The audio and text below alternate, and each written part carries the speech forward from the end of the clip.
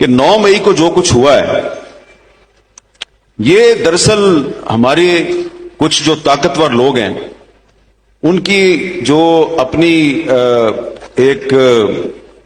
جمہوریت کے خلاف سازشیں اور ان کے جو غیر آئینی اقدامات تھے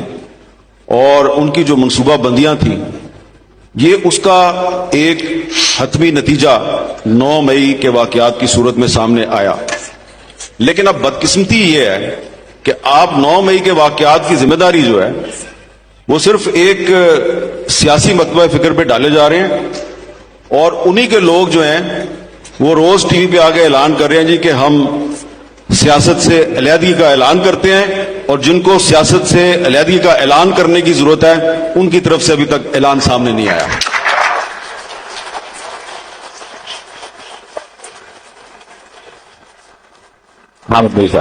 تو یہ ہے سارے مسئلے کی وجہ کہ پاکستان کے مسائل کی وجہ یہ ہے کہ آئین اور قانون کی بالادستی نہیں ہے۔ جب تک پاکستان میں آئین اور قانون کی بالادستی نہیں ہوگی، جو کہ کبھی نہیں رہی، تو آپ کچھ نہ کچھ اچھا نہیں کر سکتے۔ لیکن امید رکھنی چاہیے کہ یہ ایک فکرے پہ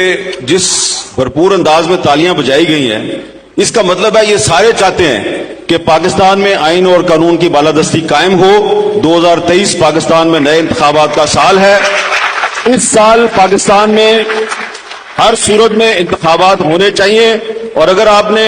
کچھ نہ کچھ پاکستان میں اچھا کرنا ہے تو اس کے لیے ضروری ہے کہ اس سال ہر صورت میں الیکشن کروائیں، خواہ کوئی بھی جیتے۔ کچھ نہ کچھ اچھا اسی وقت ہوگا جب پاکستان کے آئین کے تقاضے پورے کیے جائیں گے۔